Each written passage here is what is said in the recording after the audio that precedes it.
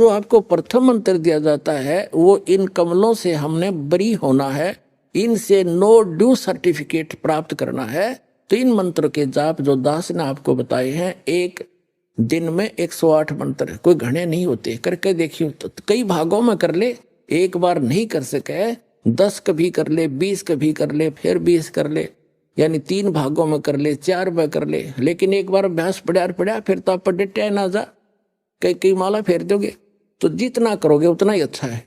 नहीं, एक माला में आपका खूब काम चल जाएगा।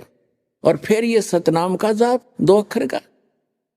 कई भ्रमित हो जाते हैं क्योंकि ज्ञान तो रहा नहीं हमें, छोटे मोटे 10 20 100 200 चेले बना रहा है, वो फिर उनको भ्रमित करने के लिए कह देता है कि पहले मंत्र में भी वही नाम है, सतनाम में भी वही मंत्र है।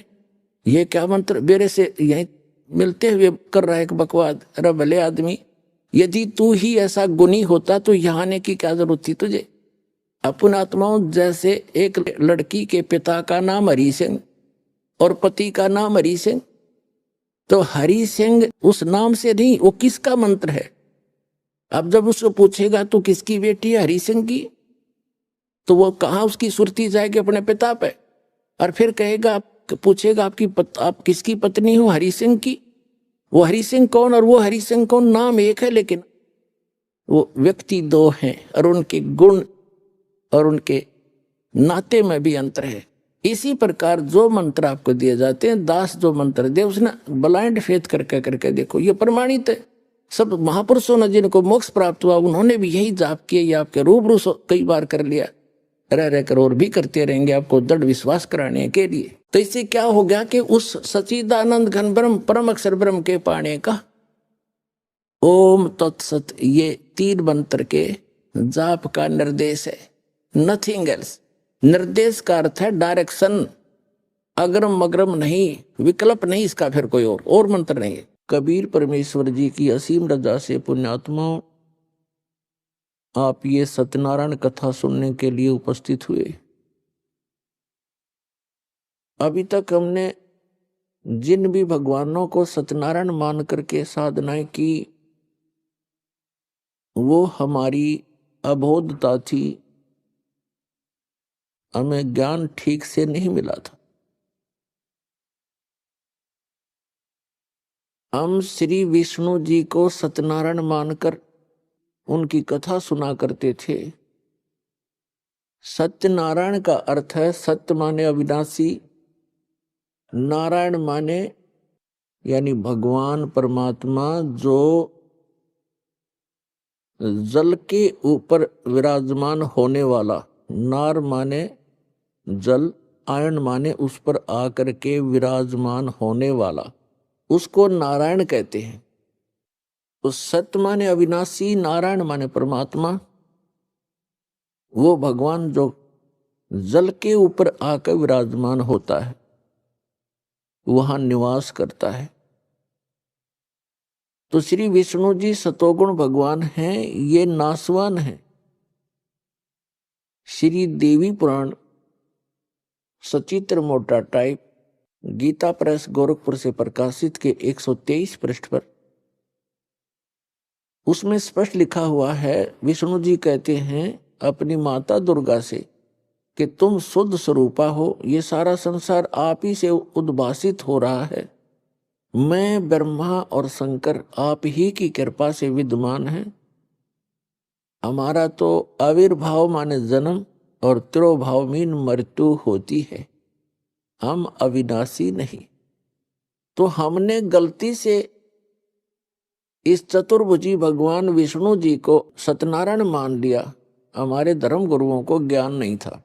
अब सत्यनारायण अविनाशी भगवान कौन है? सत्य साहिब कहो, सत्यनारायण कहो, परम अक्षर ब्रह्म कहो, ये कौन है? ये असंख्य ब्रह्मांड का रचनेहारा और संचालक, इन सब का जनक है। वो कौन है? उसका शुभ नाम क्या है? उनका शुभ नाम है बंदी छोड़ कबीर साहेब, कबीर परमेश्वर सत कबीर, यानी सत साहेब। सत साहेब तो उसकी उपमा है, उनका गुण है, और वास्तविक नाम उनका है कबीर परमेश्वर। वो कौन है? जो काशी के अंदर 120 वर्ष तक एक जुलाहे की भूमिका, दानक की भूमिका करते हुए पूरे विश्व को ज्ञान प्रदान किया करते थे। वो परमात्मा सत्यनारायण है, सत्य साहेब है। पुण्यात्माओं, ये ज्ञान कहाँ से हुआ कि ये सत्यनारायण है? ये ज्ञान इस दास को कैसे हुआ? परमेश्वर की एक वाणी पढ़ी कबीर भगवान की कि वेद मेरा भेद है, मैं ना वेदन के माही, और जौन वेद से मैं मिलूं ये वेद जानते नहीं। ये चारों वेद मेरी ही महिमा का गुणगान कर रहे हैं, मेरी महिमा बता रहे हैं, लेकिन इन वेदों में वर्णित विधि से मेरी प्राप्ति नहीं हो सकती। इनसे हटकर एक और वेद है जिसको सूक्ष्म वेद कहते हैं, जिसको तत्व ज्ञान भी कहते हैं। उस वेद के अंदर मेरे पाने की विधि है और उसका ज्ञान इन वेदों में किसी में नहीं। तो यहां परमात्मा ने कहा है कि वेद मेरा भेद है और मैं ना मिलूं वेदन के माही, और जौन वेद से मैं मिलूं वो वेद जानते नहीं। इसका प्रमाण कहाँ है? श्रीमद् भगवत गीता अध्याय नंबर 4 के श्लोक नंबर 32 में गीता ज्ञानदाता कहता कि अर्जुन, जो अभी आपने सुना श्लोक 25 से लेकर 31 तक कि कोई तो देवताओं की पूजा करता है, कोई हठ योग करता है, कोई तीक्ष्ण व्रत रखता है, अहिंसावादी बनकर घूमता है, कोई स्वाध्याय करते रहते हैं, कोई केवल योग अभ्यास करते हैं, कोई प्राणों की श्वासों की गति को आते जाते देखते रहते हैं। ये सभी साधक अपनी साधना को पापनाशक जानते हैं, इसको अच्छा मानते हैं, तभी तो वो कर रहे हैं। जब उनको ज्ञान होगा कि साधना ठीक नहीं है तो तुरंत त्याग देंगे। और चौथे अध्याय के 32वें श्लोक में बताया है कि उस परमेश्वर ने, सच्चिदानंद घन ब्रह्म ने अपने मुख कमल से तत्व ज्ञान बोलकर सुनाया है। वो सच्चिदानंद घन ब्रह्म की वाणी है, वो तत्व ज्ञान है। और उसके अंदर ये यज्ञों की जानकारी, यज्ञ माने धार्मिक अनुष्ठानों की जानकारी विस्तार के साथ कही गई है, वो तत्व ज्ञान है। उसको जानने से फिर सभी पापों से मुक्त हो जाता है प्राणी। चौथे अध्याय के 34वें श्लोक में कहा कि उस तत्व ज्ञान को तू तत्वदर्शी संतों के पास जाकर समझ। उनको दंडवत प्रणाम करने से, कपट छोड़कर नम्रतापूर्वक सरलतापूर्वक प्रसन्न करने से वे तत्वदर्शी संत तुझे उस तत्व ज्ञान का उपदेश करेंगे। अब श्रीमद् भगवत गीता जो है वेदों का सारांश है, चारों वेदों का, और बहुत ही निर्णायक ज्ञान है श्रीमद् भगवत गीता के अंदर। अब यजुर्वेद अध्याय नंबर 40 के मंत्र 10 से लेकर 13 में एक विशेष ज्ञान दिया है। वेद ज्ञान दाता कौन है?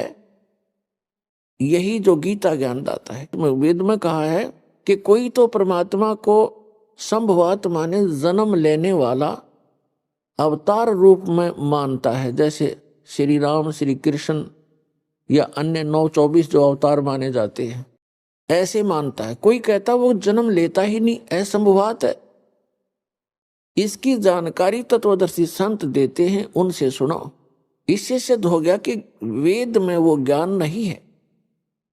यदि वो कंप्लीट ज्ञान होता तो ये श्लोक, ये शब्द वेद में नहीं होते। और इसी का सारांश श्रीमद् भगवत गीता है। और श्रीमद् भगवत गीता अध्याय नंबर 4 के श्लोक नंबर 34 में भी यही कंसेप्ट क्लियर किया है, यही स्पष्ट कर दिया है कि वो तत्वदर्शी संत उस तत्व ज्ञान से परिचित हैं। उनसे पूछो तो गीता के जी के अंदर भी वो ज्ञान नहीं है। वो सच्चिदानंद घन ब्रह्म ने जो अपने मुख कमल से बोला वो तत्व ज्ञान है, वो सूक्ष्म वेद है। और उसकी जानकारी इस दास के अतिरिक्त इस विश्व में किसी के पास नहीं है। क्योंकि उस परमात्मा ने स्पेशल इसी काम के लिए भेजा।